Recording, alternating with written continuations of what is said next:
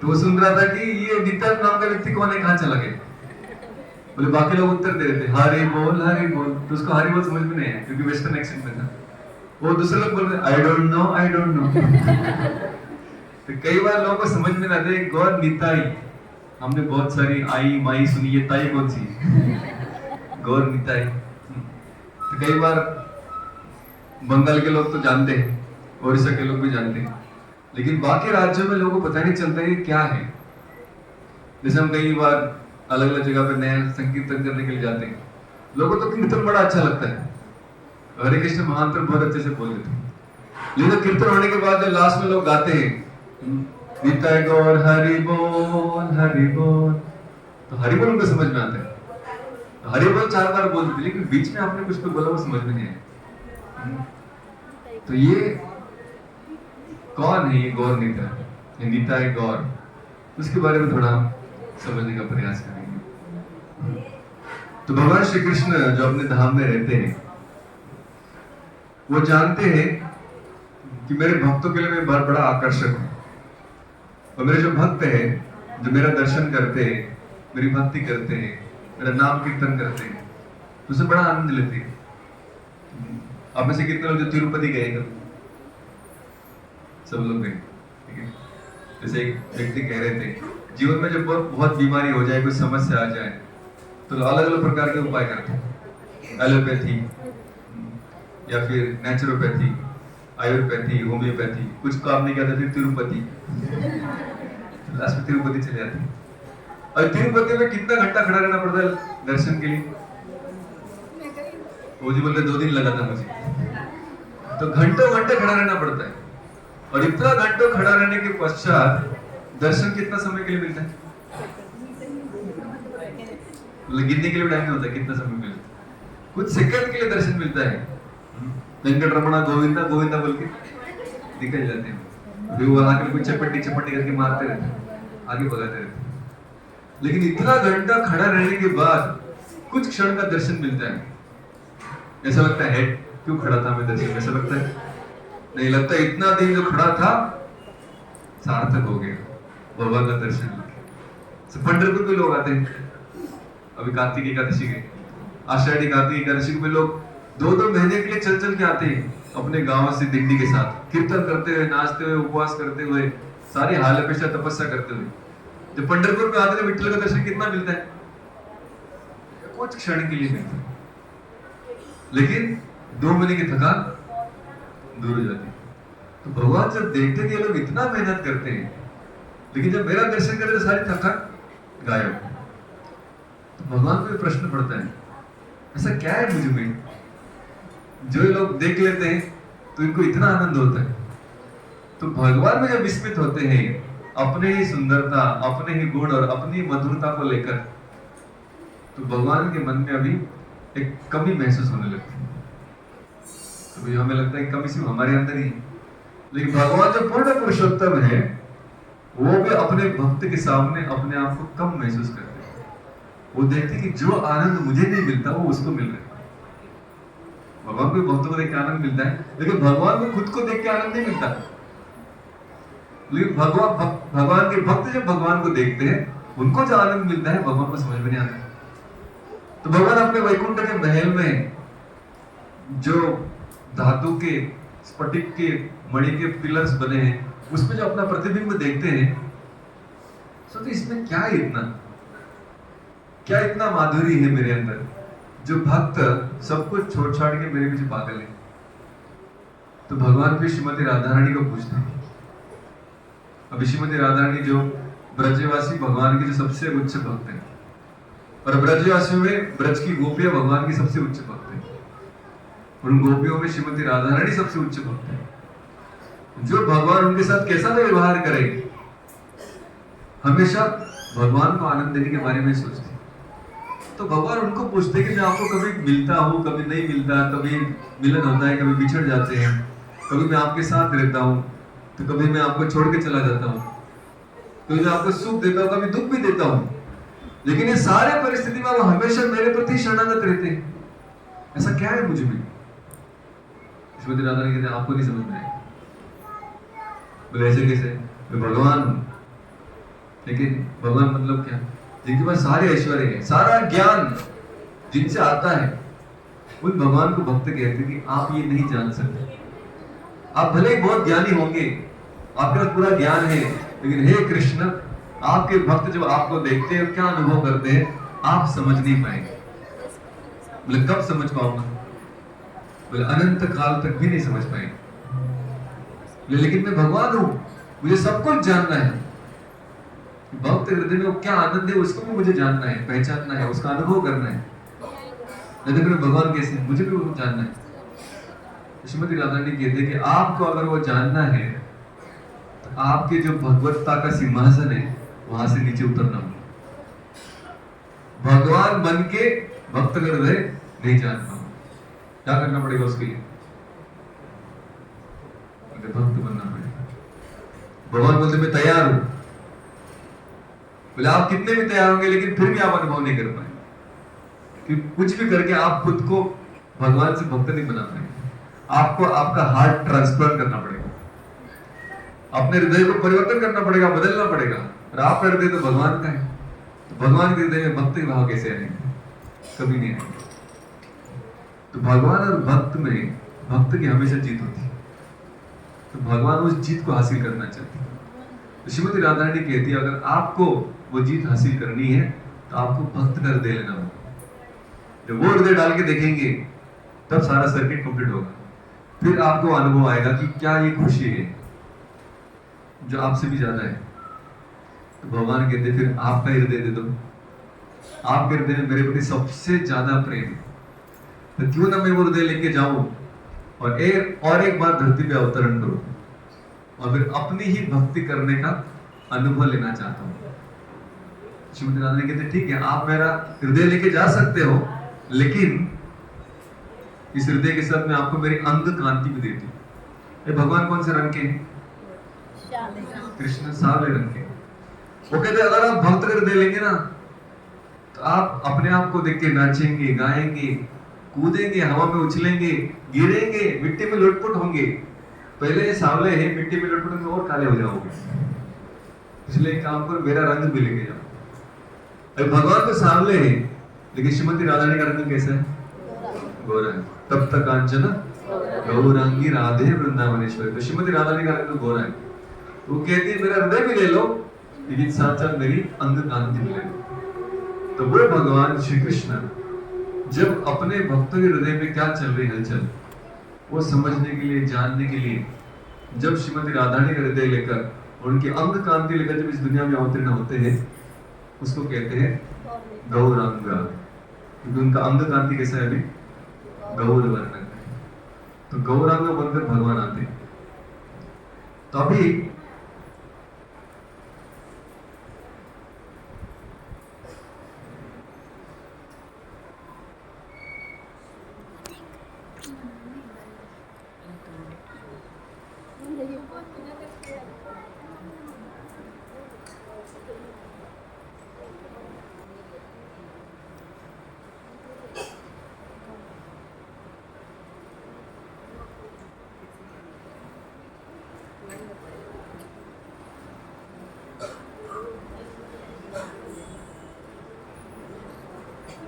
कुछ कुछ दिख रहा है आपको?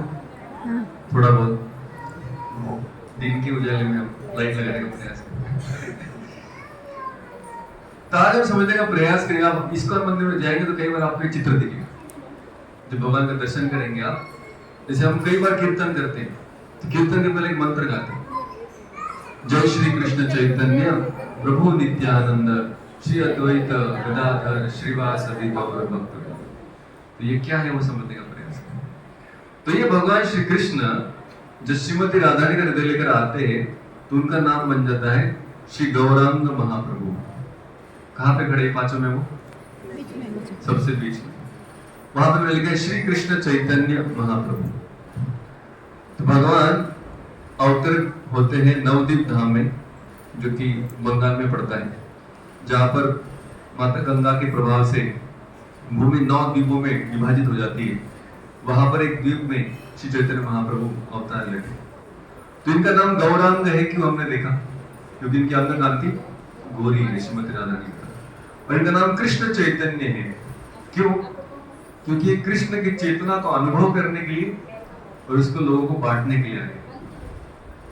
तो भगवान जानते थे कि अगर मैं लोगों के सामने खड़ा हूं फिर भी लोग मुझे प्रणाम नहीं करेंगे। ऐसे कोई व्यक्ति थे जिनके सामने भगवान साक्षात खड़े हो गए लेकिन फिर भी उन्होंने प्रणाम नहीं किया? ऐसे कोई है? ऐसे कोई थे जो भगवान कृष्ण अवतीर्ण हुए द्वापर युग में? ऐसे कई सारे लोग थे जो भगवान का दर्शन किए लेकिन प्रणाम नहीं किए। कौन कौन थे? शिशुपाल, दुर्योधन और कई सारे जरासंध और बहुत सारे असुरगण। तो भगवान को देखे लेकिन देख के तो उनके जीवन में कोई फायदा नहीं हुआ। तो हमारे सामने कृष्ण अवतीर्ण होंगे तो क्या करेंगे? प्रणाम करेंगे। ठीक है, प्रणाम हो गया, फिर क्या करेंगे? स्तुति करेंगे। क्या स्तुति करेंगे? अच्छे दिख रहे हो। उसके बाद दे दो कृपा। और क्या करेंगे? थोड़ा हमारे मन में प्रश्न उत्पन्न होता है ना, क्या करेंगे? सच में क्या करेंगे? भगवान आ जाएंगे तो भगवान हमारे सामने प्रकट भी हो जाएंगे ना, फिर भी हम उनके साथ आदान प्रदान नहीं कर पाएंगे। क्यों? क्योंकि हमारे भगवान के साथ संबंध ही नहीं है कि नहीं? अगर आपका बेटा जो 2 साल से बाहर देश में पढ़ रहा है या हॉस्टल में पढ़ रहा है, वो अगर आ जाए 2 साल के बाद घर पे, तो क्या करेंगे आप? सोचने की आवश्यकता नहीं। अगला 1 महीने का प्लान रेडी। क्या क्या खिलाएंगे, क्या क्या पिलाएंगे, कहाँ सुलाएंगे, कहाँ शॉपिंग के लिए जाएंगे, कहाँ घूमने जाएंगे, कौन से होटल में जाएंगे, सब कुछ प्लान रेडी है। क्यों? क्योंकि संबंध है, प्रेम है। तो कई बार लोग सोचते हैं हम भक्ति कर रहे हैं, किस लिए भगवत प्राप्त है? अरे भगवान मिलेंगे भी तो क्या रहेंगे क्या? पता नहीं। तो भगवान को पाने से ज्यादा इंपॉर्टेंट है भगवान के साथ पहले संबंध बनाना। तो श्री कृष्ण चैतन्य महाप्रभु जो आए वो किस लिए आए? भगवान के प्रति हमारे हृदय में प्रेम उत्पन्न करने के लिए।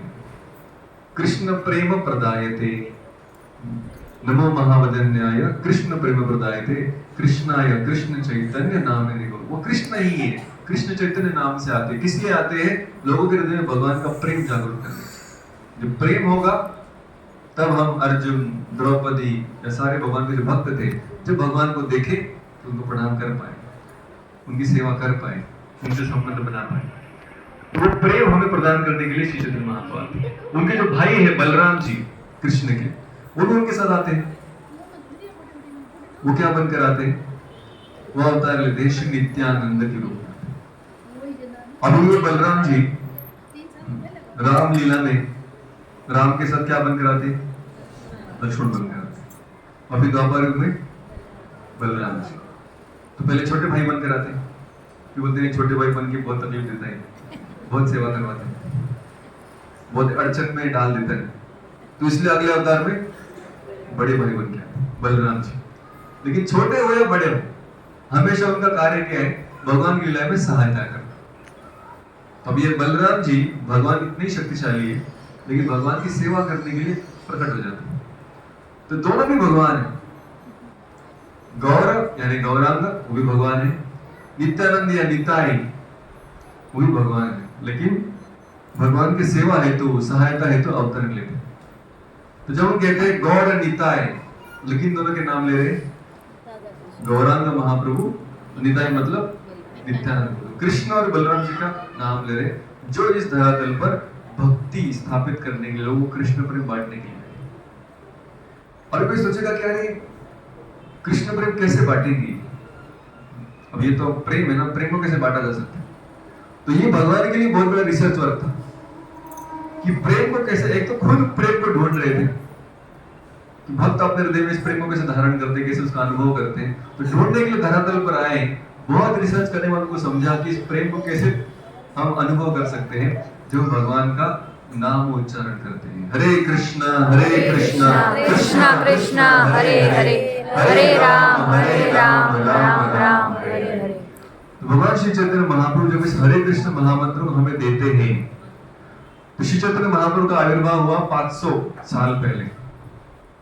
उसके पहले भी शास्त्रों में ये मंत्र दिया था कलिशंतरशन उपनिषद में, बृहद नारदी पुराण में ये मंत्र है, हरे कृष्णा कृष्ण कृष्ण हरे हरे, हरे राम राम राम हरे हरे, इति षोडशक नामना कलि कल्मष नाशनम नाथ परतरोपायः सर्व वेदेषु दृश्यते। सारे वेदों में ये 16 अक्षर का जो मंत्र है, ये कलयुग के लिए सबसे प्रभावशाली दिखता है। तो शास्त्रों में पहले से ये मंत्र था, लेकिन हम कहते हैं नहीं, श्री चैतन्य महाप्रभु ने और नित्यानंद ने हमें ये मंत्र दिया। ऐसे कैसे कह सकते हैं? मंत्र पहले भी था, इन्होंने कैसे मंत्र दिया? इन्होंने जब मंत्र को बांटा तो इस मंत्र के साथ और एक अटैचमेंट लिया। अटैचमेंट क्या था? कृष्ण प्रेम। जो भी व्यक्ति इस मंत्र का उच्चारण करेगा उसके हृदय में भगवान के प्रति प्रेम उत्पन्न हो जाएगा। हरे कृष्णा कृष्ण कृष्ण हरे हरे, हरे राम राम राम हरे। तो जो भगवान ढूंढ रहे थे, जो भगवान को पाना मुश्किल था, वो भगवान कलयुग के हर एक लोग को देने के लिए आए। करना क्या है? सिर्फ नाम कीर्तन। लेकिन ये नाम कीर्तन जब चैतन्य नित्यानंद की कृपा से करेंगे तब ये नाम से प्रेम उत्पन्न होगा।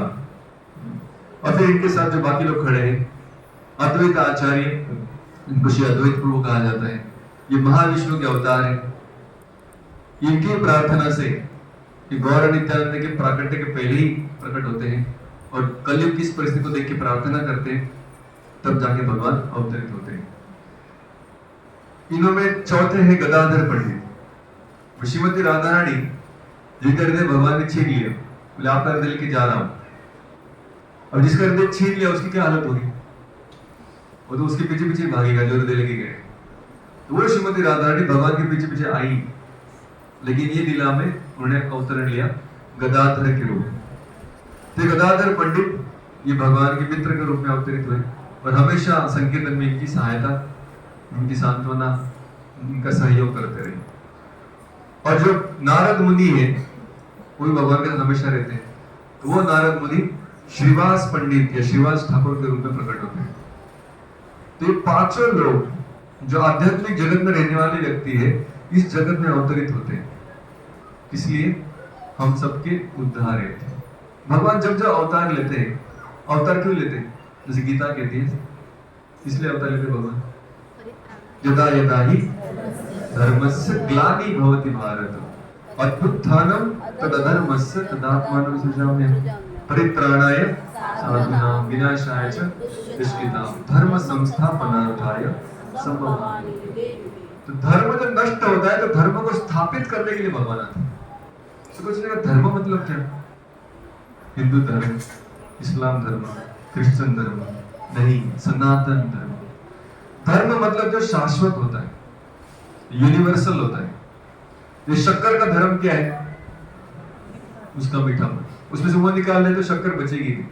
नमक से उसका नमकीन पन निकाल दिया तो नमक बचेगा नहीं। तो वैसे हर जीव का धर्म क्या है? जो उससे अलग कर दिया जाए तो उसको जीव नहीं कहेंगे। तो जीव का धर्म है भगवान की सेवा करना। तो ये हमारा शाश्वत स्वभाव है। इसलिए हम सुबह से लेकर शाम तक किसी न किसी की सेवा करते हैं। लेकिन ये सेवा भगवान के प्रति मार्गदर्शित होने के लिए, इस धर्म को स्थापित करने के लिए भगवान बार बार आते हैं। जब जब व्यक्ति भगवान की सेवा छोड़कर अपनी खुद की इंद्रियों की, अपने खुद के मन की, खुद के अहंकार की सेवा करने लगता है, सेल्फिश बन जाता है, तो ऐसे व्यक्ति को सुधारने के लिए भगवान बार बार आते हैं। इस रावण को भगवान ने उद्धार किया। कैसे उद्धार किया? वध करके। रावण के अंदर भी सेवा करने का कोई इच्छा नहीं थी, उसको तो भोग करने की इच्छा थी। दुनिया में जो भी दिखता है सब मेरे लिए होना चाहिए। सीता देखी बहुत सुंदर, राम की संपत्ति है, लेकिन किसके लिए चाहिए? मेरे लिए चाहिए। कुबेर का विमान दिखा पुष्पक, उसके पास क्यों होना चाहिए? मेरे पास होना चाहिए। तो ये जीव का बीमारी, जो भी देखता है इसमें मुझे आनंद कैसे मिलेगा उसके बारे में सोचता है, तो उसको कहते हैं धर्मस्य ग्लानि। जब जीव अपने सेवा भाव को भूल जाता है उसको कहते हैं अधर्म बढ़ गए। अधर्म बढ़ना, असुर बनना, वैसे इसका मतलब ये नहीं कि हमारे दांत बढ़ने लगे, सींग उगने लगे, उसको नहीं कहते असुर। असुर मतलब जो भगवान के सुर में सुर नहीं मिलाता है, उसको कहते हैं असुर। जो भगवान के सुर में सुर मिलाए उसको कहते हैं सुर या देवता। लेकिन जो भगवान की बातें नहीं माने, अपने ही बातें पूरी करने का प्रयास करे, उसको कहते हैं असुर। तो उस व्यक्ति को मारने के लिए भगवान प्रकट होते हैं। विनाशाय च दुष्कृताम। तो जब रामचंद्र जी आए तो धनुष बाण लेकर आए, जो भी असुर देखा मार दिया। जब कृष्ण आए तो सुदर्शन चक्र लेके, शिशुपाल अपने ही बड़बड़ बड़बड़ बकबक कर रहा था, उसको भी काट दिया। और भगवान ने देखा कलयुग में आऊंगा, कलयुग में गिनो कितने असुर हैं। तो भगवान ने देखा सुर नहीं दिख रहा है कोई, सारे के सारे असुर दिख रहे हैं। लेकिन कभी कभी हमें लगता है कि मैं बहुत अच्छा भक्त हूँ, जैसे हनुमान जी का भाव आ गया है कि हमेशा राम नाम लेता हूँ, हमेशा कृष्ण का नाम लेता हूँ, हमेशा भगवान की सेवा करने का प्रयास करता हूँ। लेकिन कभी कभी हमें लगता है कि नहीं, रावण जैसे ही विचार मन में आ रहे हैं, रावण जैसे ही लोभ है, रावण जैसे ही काम वासना है, रावण जैसा ही सब कुछ मेरे लिए होना चाहिए करके कंपटीशन है, कंपैरिजन है, क्रिटिसिज्म है।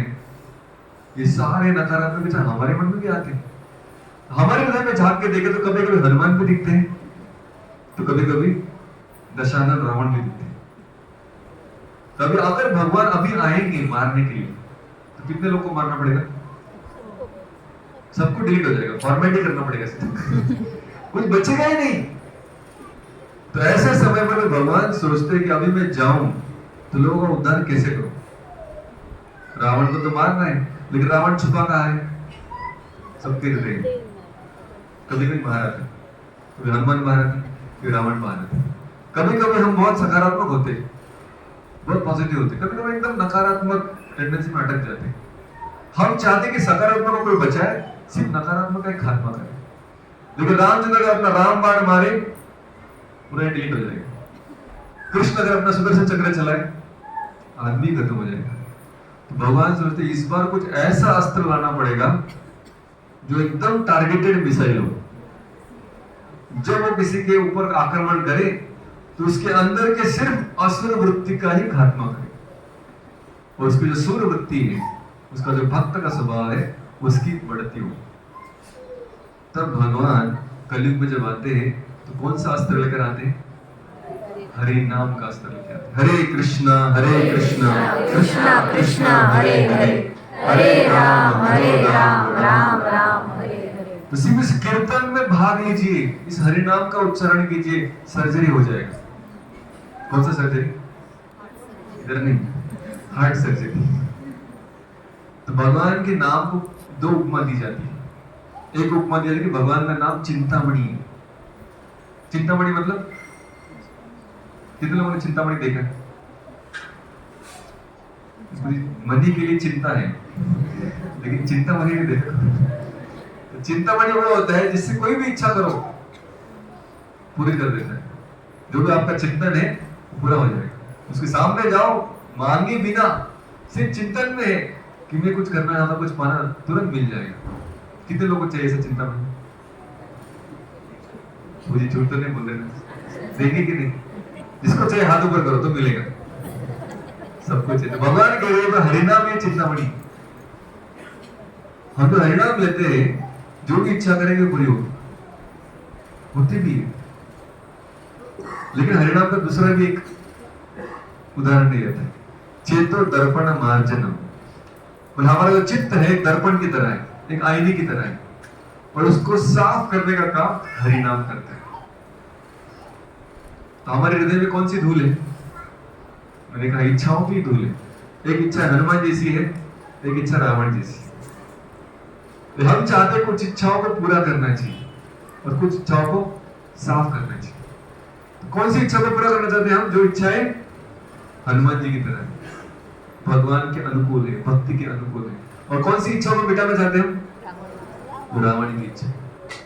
तो हम जब हरिनाम लेंगे तो जिन इच्छाओं पर हम हाथ रखेंगे, भगवान इन इच्छाओं को पूरा करो और इन इच्छाओं को निकाल दो, मुझे नहीं रखनी। जो हरिनाम लेंगे और भगवान को स्पेसिफिक प्रार्थना करेंगे कि हे भगवान, अभी तक मैं अपने खुद की इंद्रियों की सेवा में लगा था, कृपया मुझे आप अभी आपकी सेवा में लगाए। तो जो मंत्र है हरे कृष्ण महामंत्र, इसका अर्थ यही है कि हे भगवान, कृपया मुझे आप आपकी सेवा में स्वीकार कीजिए, और आपकी सेवा के प्रतिकूल जो भी विचार है उन सबको खत्म कर दीजिए।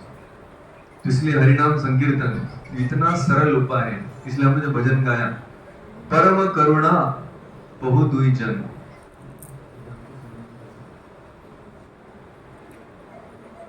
परम करुणा बहु दुई जन, निताई गौरचंद्र। तो गौरचंद्र यानी श्री गौरांग महाप्रभु, निताई यानी नित्यानंद प्रभु। तो ये कृष्ण बलराम है जो हरिनाम लेकर आए हैं। लेकिन परम करुणा, बहुत करुणामय है। क्यों? डायरेक्ट डिलीट नहीं करते, सिलेक्टिव डिलीट करते। जितना जरूरी नहीं है उसको निकालते, जो जरूरी है उसको रखते हैं। इसलिए बड़े करुणामय है। करुणामय क्यों है कि द्वापर में भगवान आए, त्रेता में भगवान आए, राम बनकर आए, कृष्ण बनकर आए, लेकिन असुरों का संहार किया। यहाँ पर असुरों का संहार नहीं कर रहे, असुर वृत्ति का संहार कर रहे हैं और भगवान के प्रति प्रेम प्रदान कर रहे हैं। तो ये उनकी बड़ी कृपा है। इसलिए सब अवतार सार शिरोमणि, सारे अवतारों में सबसे बड़े शिरोमणि। कलयुग में